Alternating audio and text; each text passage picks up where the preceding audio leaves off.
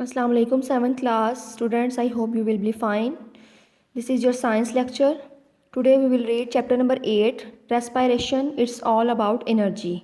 बेटा respiration कहते हैं सांस लेने के अमल को, ठीक है। जो सारा प्रोसेस होता है हमारा सांस लेने का, जो हमारे चेस्ट से रिलेटेड होता है, लंग्स से रिलेटेड होता है, उसको respiration बोलते हैं। और in this chapter you will come to know about respiration, aerobic respiration, anaerobic respiration,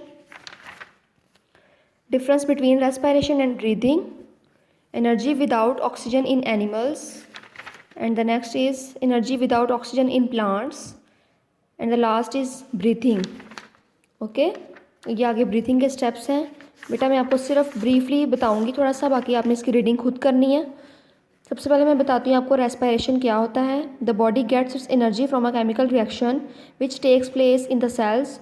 this chemical reaction is called respiration. हमारी बॉडी जो है वो एनर्जी हासिल करती है, तवानाई हासिल करती है केमिकल रिएक्शंस के थ्रू, जो कि होते हैं हमारे सेल्स में। जो हमारी बॉडी में सेल्स हैं उनमें जो रिएक्शंस होते हैं वहाँ से हमें एनर्जी मिलती है, और फिर इन केमिकल रिएक्शंस को कहा जाता है रेस्पिरेशन, ठीक है। रेस्पिरेशन बेटा दो तरह की होती है, aerobic respiration, anaerobic respiration. Aerobic respiration वो होती है दैट इन्वॉल्व्स ऑक्सीजन, जिसमें ऑक्सीजन भी इन्वॉल्व होती है, उसको एरोबिक कहते हैं। और एनाएरोबिक होती है जो विदाउट ऑक्सीजन होती है, ठीक है, उसको यानी कि विदाउट एयर, उसको एनाएरोबिक भी कहते हैं। इसके बाद बेटा ये जो आपके आगे टॉपिक्स हैं ये आपने खुद रीड करने हैं। इसकी एक्सरसाइज आपको बुक पे दी गई है, ये सारी एक्सरसाइज बुक पे दी है, और इसके अब मैं आपको क्वेश्चन आंसर्स जो हैं वो नोट्स से करवाऊंगी, जो आपने स्कूल से लेने हैं notes. Respiration it's all about energy. सबसे पहले इसके शॉर्ट क्वेश्चंस हैं और फिर लॉन्ग क्वेश्चंस होंगे। स्टार्ट करते हैं। Right word equation for respiration. Respiration के लिए जो एक इक्वेशन दी गई है उसको लिखें। Respiration can be written as this word equation. ऐसे लिखी जा सकती है, glucose plus oxygen after reaction, carbon dioxide, water and energy. जब ग्लूकोज ऑक्सीजन के साथ मिलकर रिएक्ट करती है तो वो क्या रिलीज़ करती है, carbon dioxide, water and energy, ठीक है। ये एक इक्वेशन है। Question number 2 is where does the respiration take place. Respiration कहाँ पे होती है। Respiration takes place in cells of the body tissues. हमारे बॉडी के जो टिश्यूज़ हैं उनके जो सेल्स हैं उसमें रेस्पिरेशन होती है। It is a process by which energy is released, जिसमें एनर्जी रिलीज़ होती है during the chemical breakdown of glucose. Glucose की जब ब्रेकडाउन होती है तो एनर्जी रिलीज़ होती है। जैसे यहाँ पे है ग्लूकोज की ब्रेकडाउन हुई तो यहाँ पे एनर्जी रिलीज़ हो गई। उसके बाद क्वेश्चन नंबर 3 है explain the difference between aerobic and anaerobic respiration, जो मैंने अभी आपको रीडिंग में भी बताया है। Aerobic respiration that involves oxygen is called aerobic respiration. Aerobic means with air. And the next is anaerobic respiration. Respiration takes place without oxygen is called anaerobic respiration. Anaerobic respiration means without air, ठीक है। ये with air है और ये without air है। Question number 4 is right a word equation for anaerobic respiration in plants. Plants में अब जो एनाएरोबिक रेस्पिरेशन होती है यानी विदाउट एयर होती है उसकी वर्ड इक्वेशन लिखनी है। Anaerobic respiration in plants can be summarised like this. Glucose after reaction यानी कि इसकी ब्रेकडाउन हुई है without oxygen, no oxygen, ethanol, carbon dioxide and energy release हुई है, ओके। उसके बाद है जी लास्ट इसका क्वेश्चन है short question, what is breathing.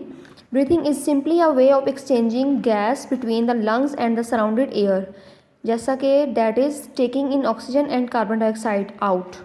Breathing जो है वो एक सिंपल वे है, गैसेस का एक्सचेंज होता है हमारे लंग्स के दरमियान, ठीक है, एंड द सराउंडेड एयर। उसके बाद है टेकिंग इन ऑक्सीजन, ऑक्सीजन को हम अंदर लेके जाते हैं, एंड कार्बन डाइऑक्साइड आउट, और कार्बन डाइऑक्साइड को बाहर रिलीज़ करते हैं। ये हमारा ब्रीथिंग का प्रोसेस है। उसके बाद लॉन्ग क्वेश्चंस आ जाते हैं इसके। Explain mitochondria. What is mitochondria. Mitochondria are found in the cell cytoplasm. Cell के साइटोप्लाज्म में माइटोकॉन्ड्रिया पाया जाता है। Muscle cells contain many mitochondria because they have to release large amounts of energy quickly for movement. Mitochondria are very small.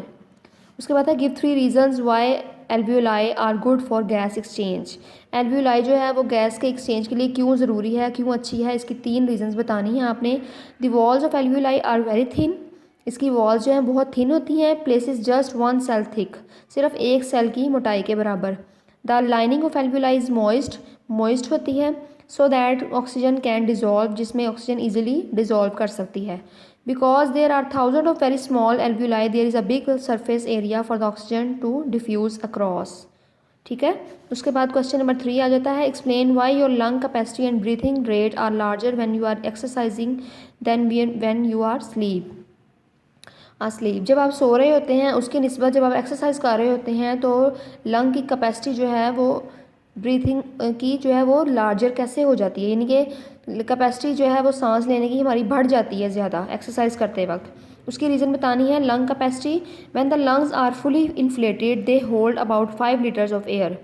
However, when you are at rest or sleeping, only about 500 cubic centimeter of air is exchanged. During exercise, you breathe in and breathe out an extra 3 litre of air. ठीक है, इसकी reason बता दी गई है आपको। Next पे इसका point है breathing rate. At rest, you normally breathe in and out in and breathe out about 10 times per minute. This rises to 20 to 30 times per minute when you are exercising. उसके बाद objective की इसकी filling the blanks यहाँ notes पे दी गई है, लेकिन इसके एमसीक्यूज और ट्रू फॉल्स जो हैं वो आपको बुक पे ही मिलेंगे। Yeast is a dash fungus, microscopic. The trachea divides into 2 smaller tubes called bronchi. Blood brings carbon dioxide to the lungs. There are more than dash of blood vessels in your lungs 2000 kilometre. Most plants and animals respire dash aerobically, यानी कि with air। यहाँ पे आपका chapter complete हो चुका है बेटा। इसको अच्छे तरीके से लर्न करना है और क्वेश्चन आंसर्स जो हैं वो सिर्फ आपने अपनी नीट कॉपी पे नोट करने हैं, वो आपके चेक भी किए जाएंगे।